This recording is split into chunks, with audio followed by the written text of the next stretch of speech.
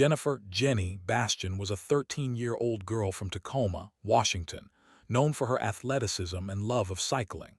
In the summer of 1986, she was preparing for a community cycling tour, an event that required consistent training and physical dedication.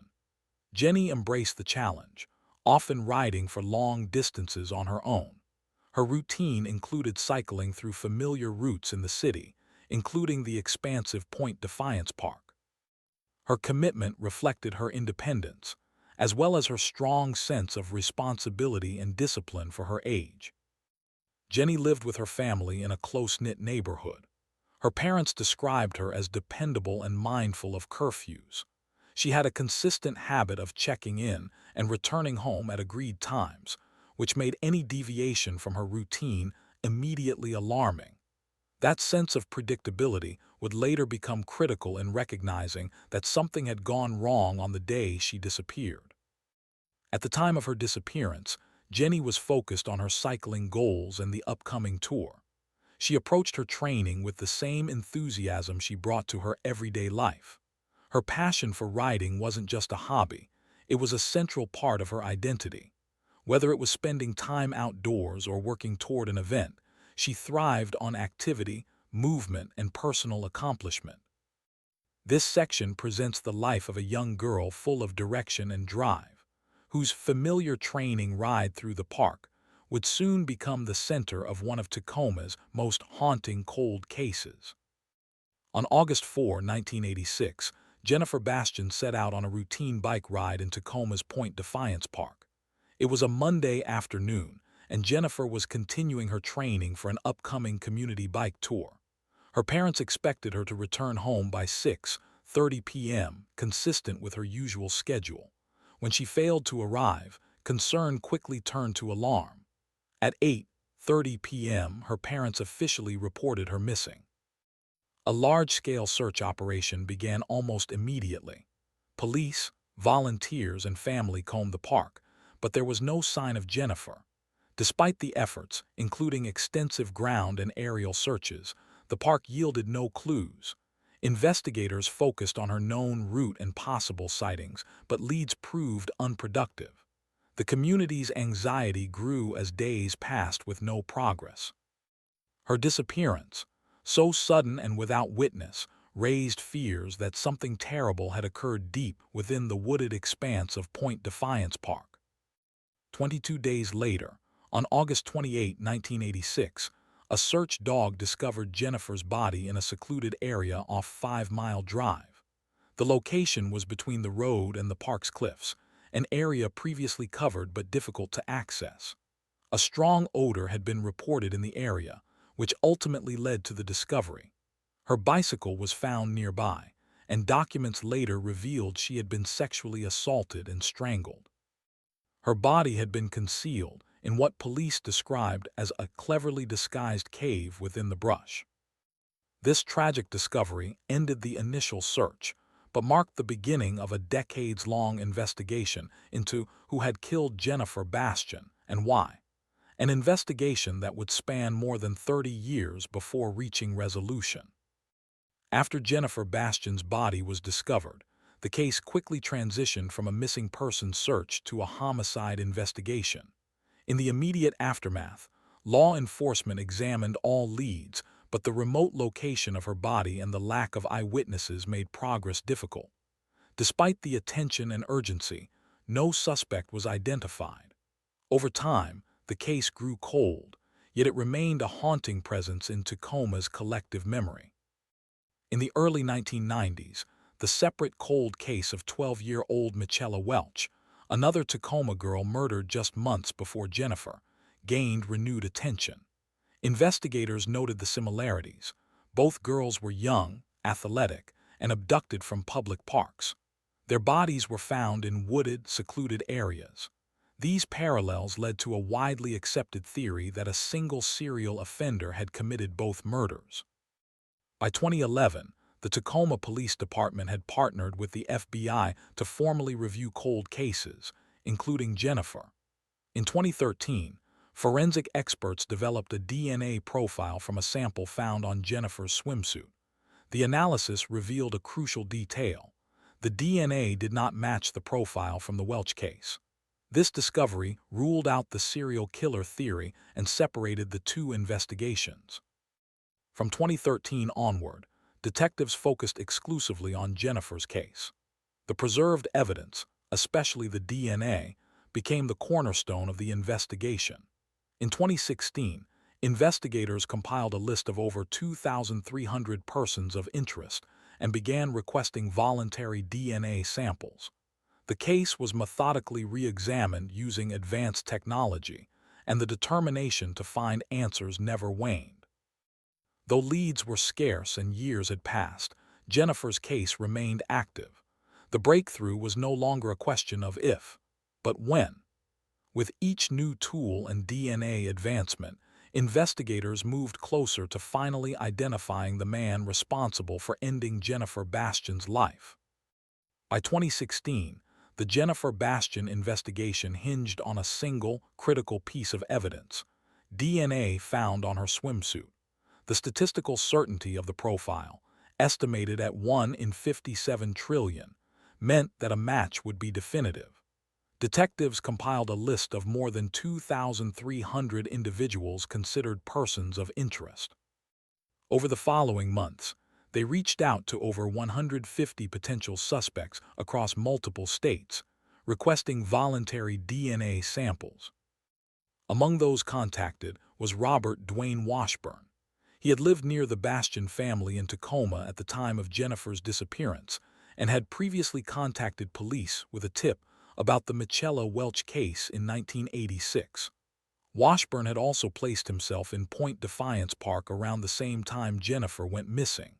Though he had never been charged, his prior contact with investigators kept his name on the radar. In March 2017, Washburn voluntarily submitted a DNA sample to the FBI from his residence in Illinois. For over a year, that sample remained unlinked, until May 2018, when Washington State's crime lab confirmed a match between his DNA and the evidence collected from Jennifer's clothing. The revelation was conclusive. After more than 3 decades, law enforcement finally had a name backed by science. Washburn was arrested in Illinois shortly after the confirmation. He was then extradited to Washington to face charges for Jennifer's rape and murder. The DNA match not only confirmed his guilt, but also closed one of the most painful chapters in Tacoma's history. What had once been a shadowy, unsolved crime became a clear case of justice achieved through persistence and science. Jennifer Bastian's family was finally given the truth they had waited 32 years to hear. Her killer had been found. Following his arrest in May 2018, Robert Washburn was charged with the first-degree murder of 13-year-old Jennifer Bastian. The case, which had remained cold for over 3 decades, was now moving swiftly through the legal system. Washburn's arrest brought renewed attention to the decades-long investigation and raised questions about how a man who had lived near the Bastian family, called in a tip, and placed himself in the park had not been previously charged.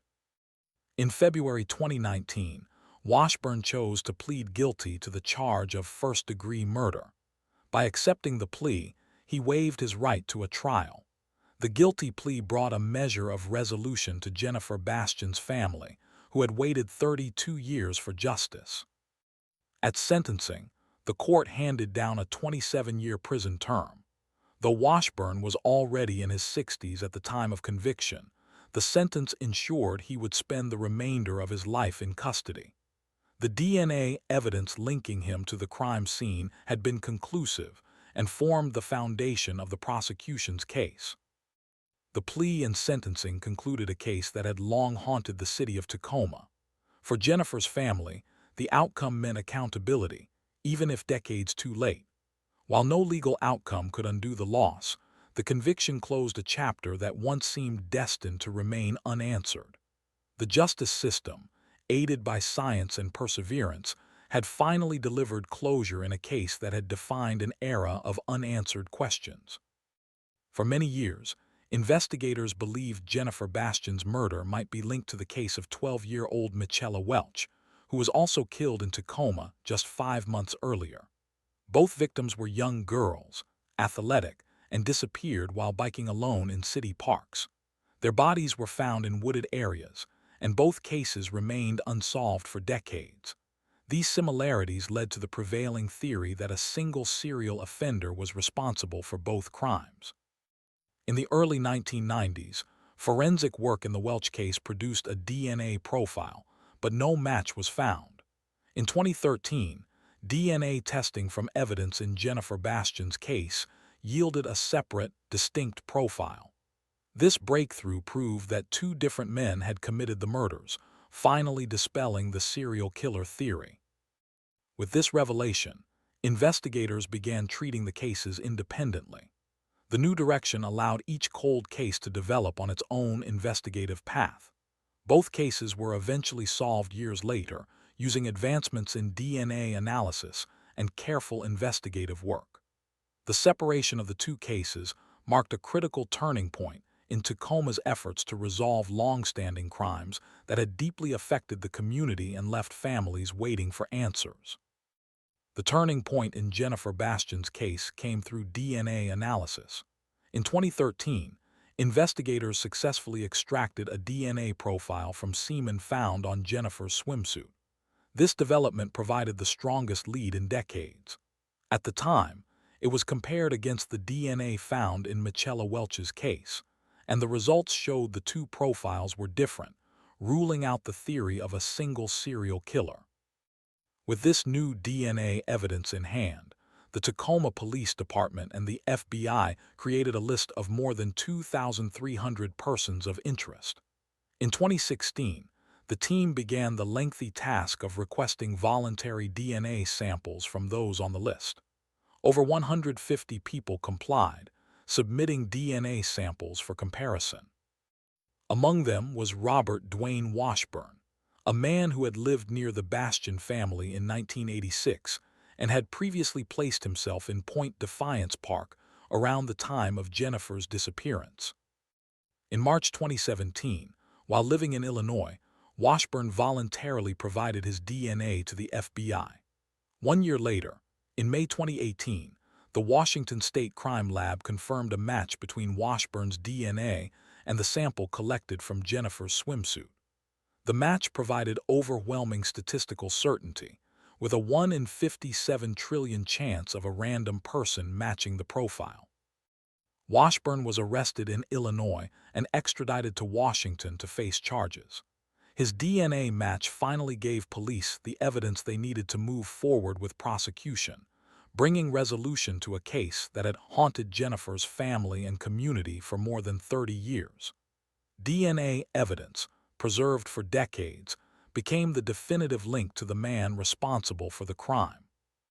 Following the DNA match, Robert Dwayne Washburn was arrested in Illinois in May 2018. He was 60 years old at the time. Authorities transported him to Washington State, where he was formally charged with the murder of Jennifer Bastian. His arrest marked a major breakthrough in one of Tacoma's most haunting cold cases. Washburn had never been convicted of a violent crime prior to this. However, his connection to the case was not entirely new. He had previously called in a tip to police regarding Michelle Welch's case just 5 months before Jennifer disappeared. He also admitted to being in Point Defiance Park on the day Jennifer vanished, placing himself near the scene of the crime. These earlier interactions with police later gained new significance once his DNA was linked to the evidence. In February 2019, Washburn pleaded guilty to first-degree murder. He avoided a jury trial by taking a plea deal, which brought an end to over 3 decades of uncertainty for Jennifer's family.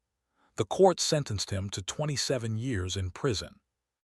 With the plea and sentencing, the criminal proceedings came to a close. Washburn's conviction brought long-awaited justice for Jennifer Bastian and her loved ones. The case, once thought unsolvable, was resolved through a combination of preserved DNA evidence, modern forensic techniques, and persistent investigative work. After more than 32 years, Jennifer's family finally received answers, and her killer was held accountable for the crime that had devastated their lives and community.